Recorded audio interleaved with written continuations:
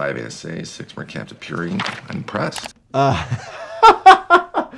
Talk about a pain in the glass. Santa Claus is coming to town, and let's play ball? Today we are breaking down and reacting to all the puzzling medical scenes and uncomfortable injuries from one of the best medical shows out there, House M.D. All right, let's dive right in. Besides the shortness of breath. Not really. It's actually just kind of a tightness. You smoke? No, never. Exercise? 8 hours a day.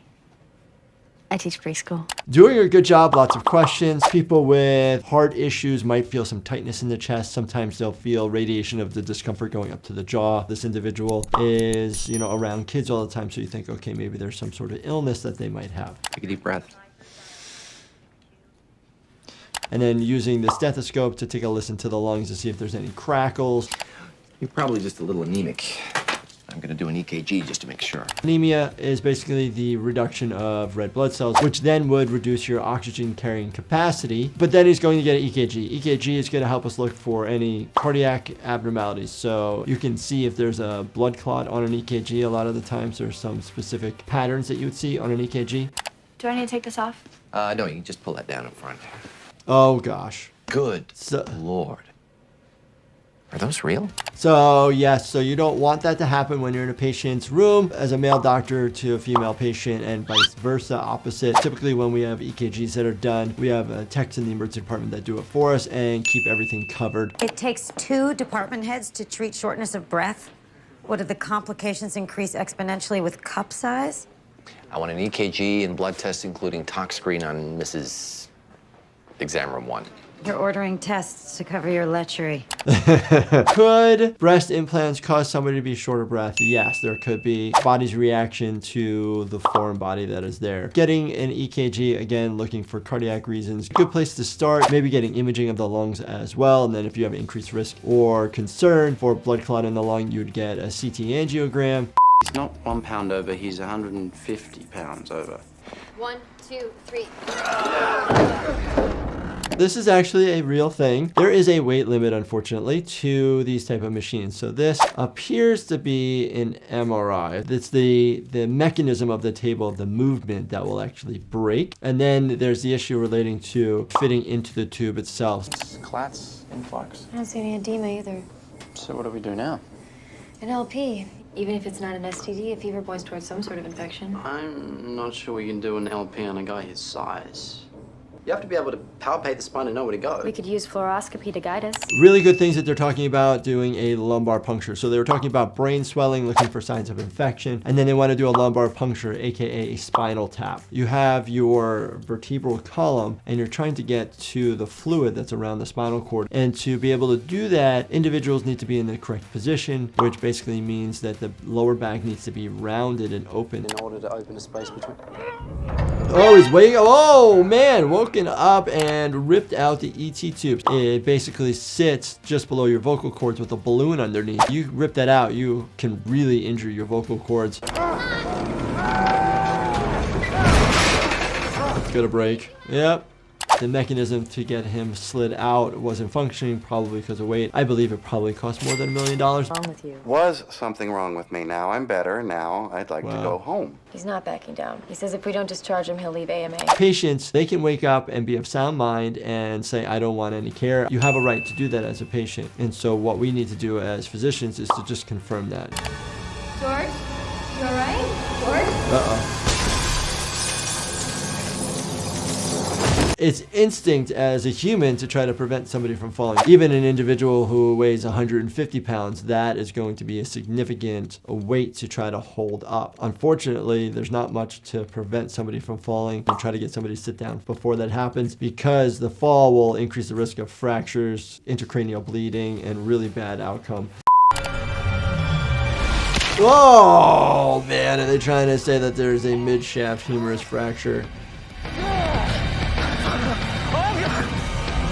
What did he just break? Yep. Ow. Oh yeah, wow, they did a good job of showing this. So mid-shaft humeral fracture, typically it's spiral when somebody's throwing that hard. Typically it's related to microfractures that were already there, and then just big force that actually causes it to happen. It could be related to a pathologic fracture where there's like an underlying tumor there, or some brittle bone disease.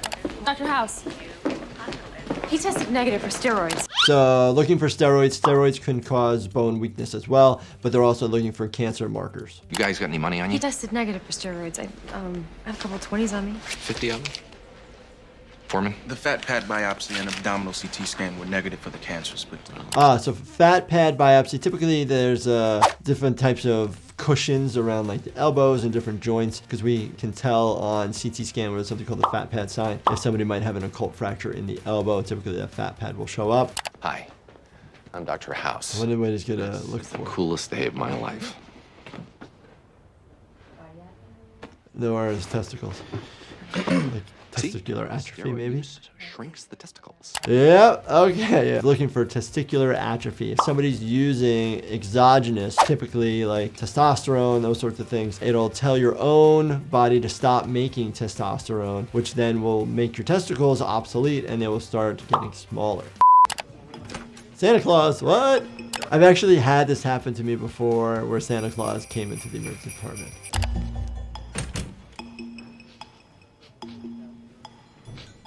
Let me guess. Inflammatory bowel. Oh my gosh. Doctors have really good keen smell, so it's really hard to hide something that has an odor. Inflammatory bowel disease is related to typically like a diarrheal type illness. Bloody diarrhea, gas, pain. Took sulfasalazine, but it didn't work.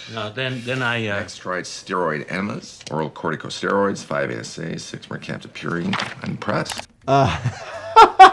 We don't have charts like this. We have to use the computer system, but it's really good to be able to look back at somebody's history and see what other doctors have done. A lot of these medications are relating to the inflammatory bowel disease. Ulcerative colitis really causes somebody to have a lot of bloody bowel movements. Basically, definitive, get rid of it forever. You have to get rid of the whole colon, so you try to treat the symptoms instead. Can give you a prescription. It's cheap, which is good, because your insurance company won't pay for it.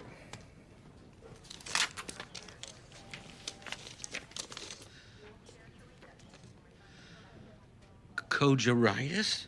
Cigarettes. One twice a day, no more, no less. Studies have shown that cigarette smoking is one of the most effective ways to control inflammatory bowel. That is something that I learned when I was in medical school. Literally the only positive for cigarettes. The question ends up being the risk of cancer risk, which we 100% know, versus the effects on the bowels. Too much pain to be a slip disc. Could be herniated and impinging the nerve root. Or it could be referred pain from his groin. Sir, are you getting pain? Patients going into the hospital brings on a sense of stress or anxiety. So my company, Life Happens, formulated Chillax, which is a supplement to help aid in the everyday stresses that we might have. So if you're interested in it, definitely check out lifehappens.com. He's curling, it's not the back. Sir, where are you getting pain? He's not going to tell us anything if we don't get him out of pain. Something very common where somebody's in excruciating pain, very nonspecific. We gotta know kind of where the pain is coming from, because yes, we can throw immediate pain medications at you, but we don't know if we're going to be causing worsening discomfort with a medication versus helping. Give him 50 milligrams of Demerol. We don't use Demerol in the hospital anymore because it's shown to have too many side effects and issues. You can use something like fentanyl because it's not as long acting and you can use very, very low doses. We have no history. He could be allergic. It's dangerous to start throwing medications at an individual if you don't know what their allergy history is. What do I do? We can't diagnose him while he screams. Better than killing him with painkillers. That.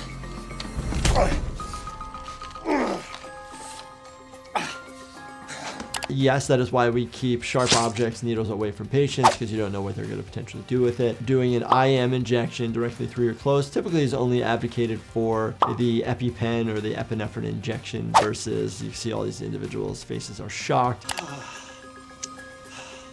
Apparently, he's not allergic. Thank goodness he's not allergic to the medication. Typically, the medication doesn't work that fast. Usually, it will take a few minutes. People can start feeling the weird effects of an opiate right away, but then the pain aspects typically take a little bit longer to kick in, so to speak.